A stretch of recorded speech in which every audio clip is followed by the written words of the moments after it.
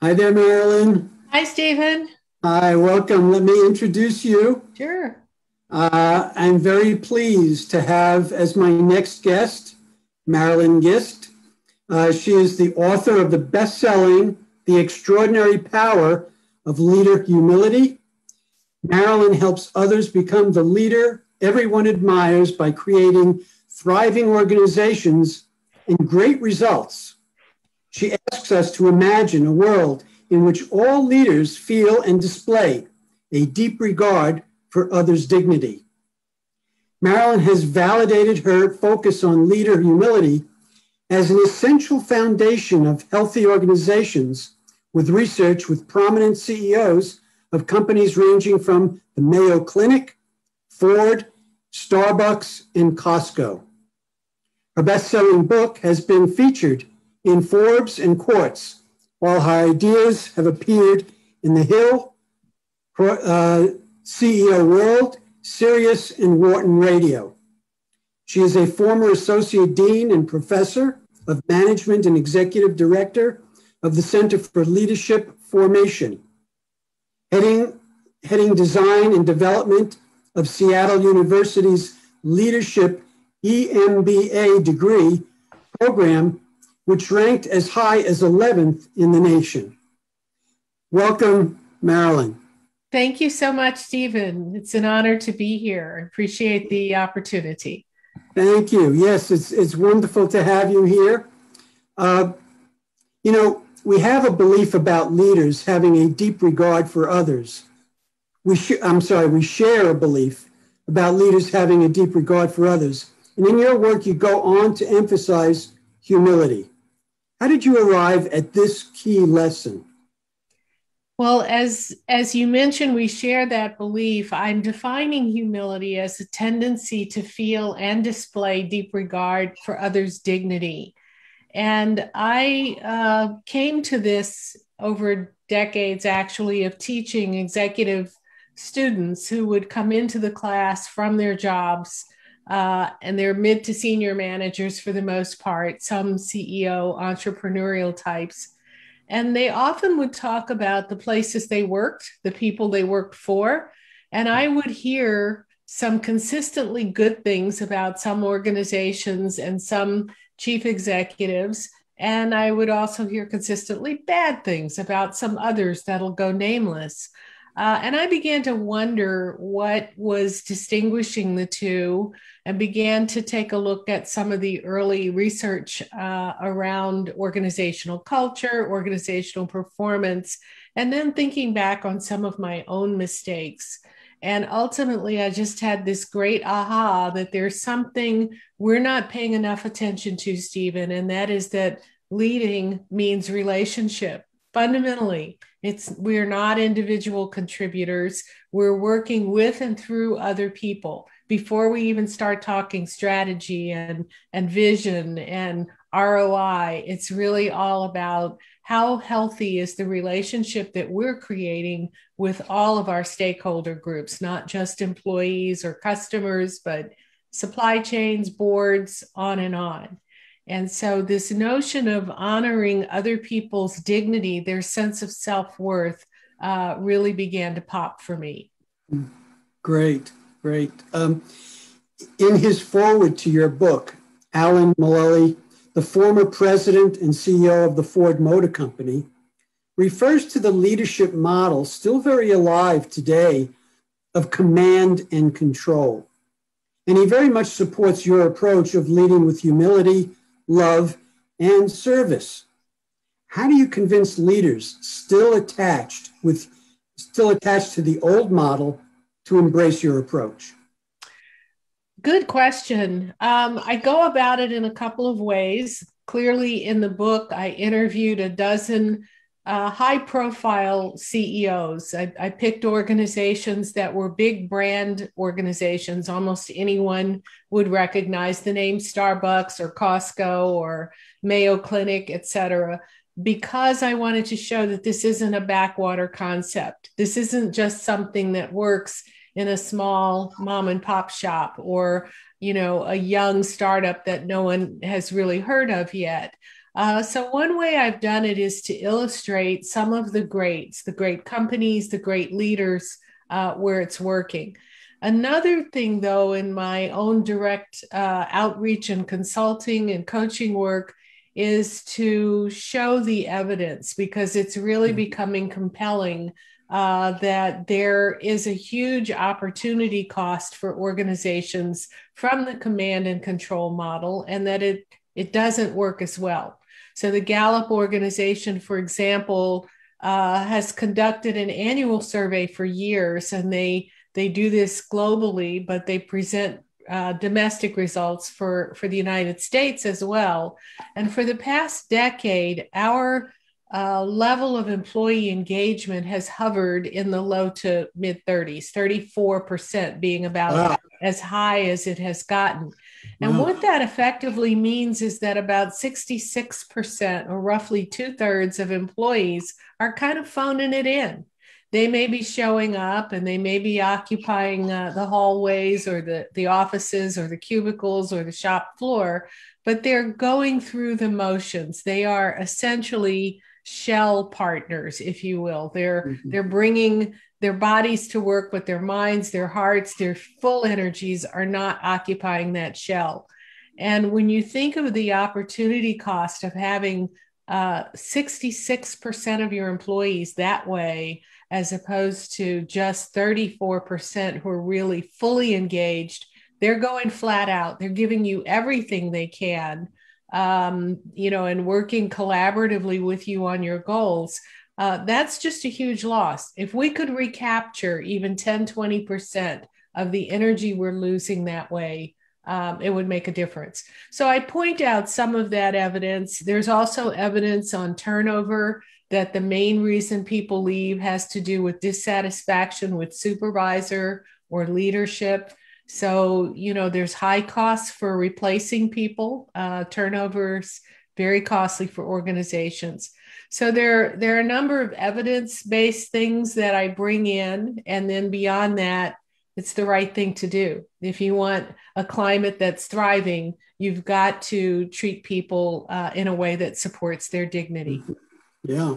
Well, those percentages are mind-boggling. Yeah. And it does point in the right direction. Can you give some examples of the impact of your model with leaders and organizations that you've worked with? So I don't know that I would say the model specifically, but I have seen huge turnarounds from people who need to make changes in their own leadership humility as a way of reducing sort of complaints and grievances that have been filed, reducing turnover, leading to better performance in terms of all the financial metrics that we would care about, as well as just creating a culture that's thriving where people are enjoying coming to work. They like working with the leaders and so forth. So the model itself needs to be applied in a way that's relevant to whatever, say, deficiencies there might be. But I have seen significant turnaround from people who've embraced it. You refer to working with CEOs who are brilliant leaders, quote unquote. Can you talk about one or two of them and share how their humility and personal regard for others influence their work and results in being brilliant leaders? Sure. You mentioned Alan Mulally a minute ago, so I'll start there. Alan is very well known from his years at Boeing, where he worked on every airplane program there is, and was CEO of Boeing Commercial Airplanes. He also was president of the Defense and Space side at one point. So he is known for crafting something he calls the working together management system. And it rests on a set of behaviors that are humility based. So he has a list of expected behaviors that he shares with everyone. And it begins with people first, love them up, respect, listen, and appreciate everybody.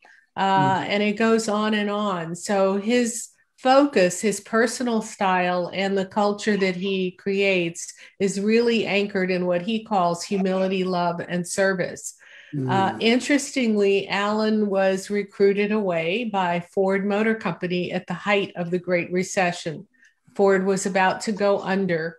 The year Alan joined them, they were forecast to lose 17 billion that year, and they succeeded. So he said there wasn't a forecasting problem, but we're doing something wrong. And in a very short period of time, he turned that company around, and he was the only one of the big three automakers that succeeded, that got the company to succeed without any federal bailout money. And so the challenge of turning a global 300,000 person organization around was really immense, especially during the Great Recession.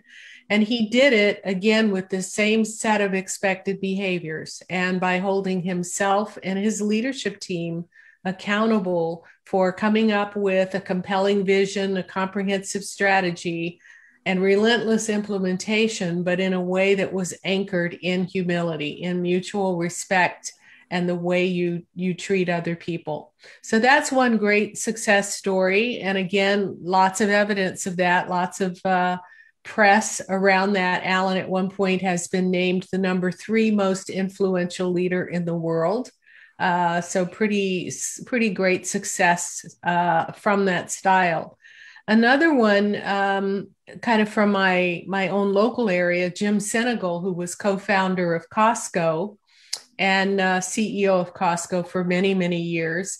And he was one, when I mentioned I had a lot of executive students who would come in and praise the company and praise the leader. Jim was one of the people I heard about for many, many years. And people would comment on him not having a reserved parking space, seeing him pick up paper off the floor. One of my early stories, and it's in the book, was before I ever heard of him, reaching out when he didn't know me to ask him to come speak to the class. And when I called, I expected to get his assistant and to hear that he was too busy. And instead, a voice answers the phone and it's Sinegal. What CEO of a multinational company answers his own phone? Now, as he later told me, he doesn't always do that. Sometimes he's actually busy, but if he's sitting there in his office and has a moment, he will. And I introduced myself and said, I know you don't know me from Adam, but here's what I want. And he's not the warm, fuzzy type necessarily. So he says, well, what's your name again? And what's your number? I'll have to check and call you back. 10 minutes later, the phone rang. He called me back personally and said, the date is free. Where do you want me? And what do you want me to talk about? And that's just I was seen as a human being. It was just such a powerful example of the man's humility and the way in which he leads. That story goes down in history because I certainly tell it, but there are many, many other tales of Jim.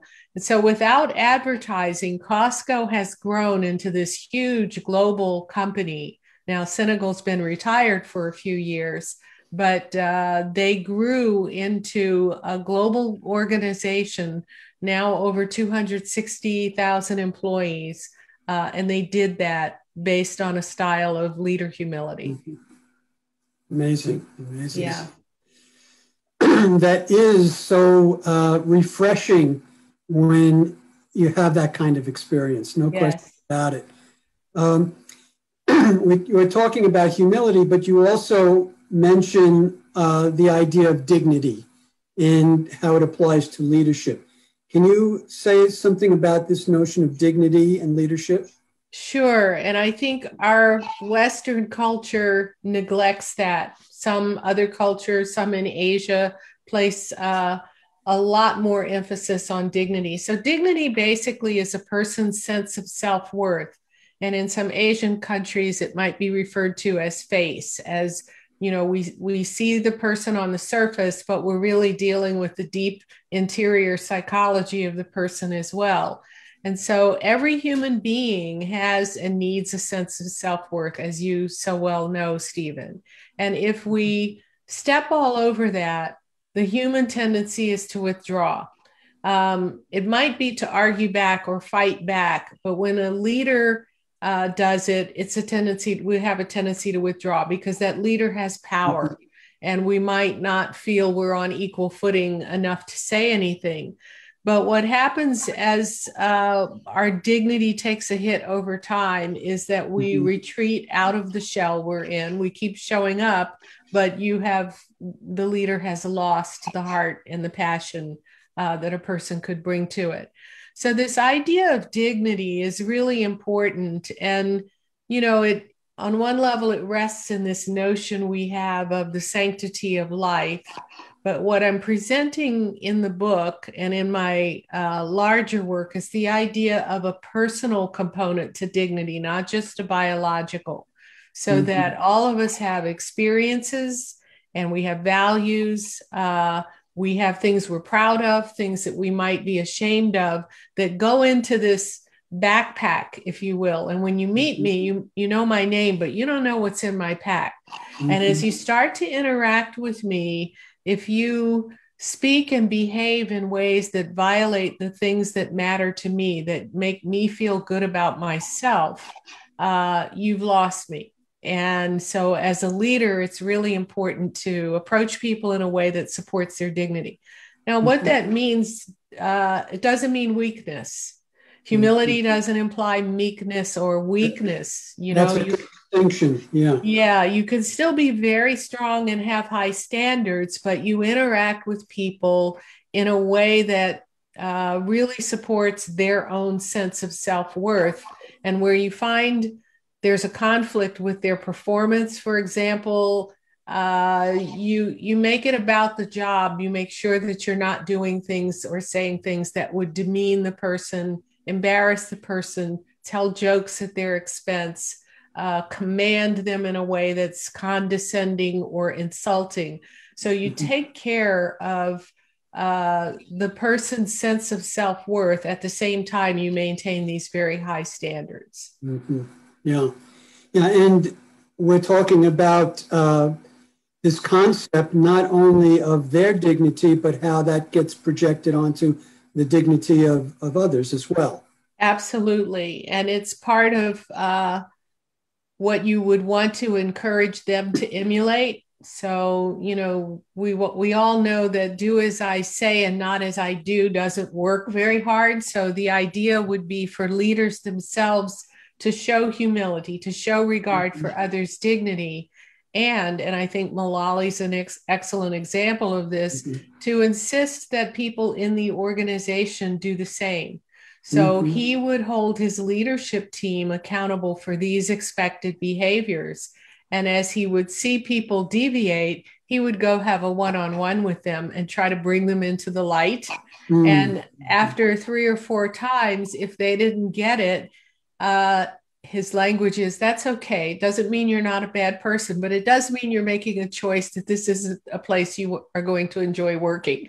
Beautiful. So, Beautiful. holding them accountable was part of it.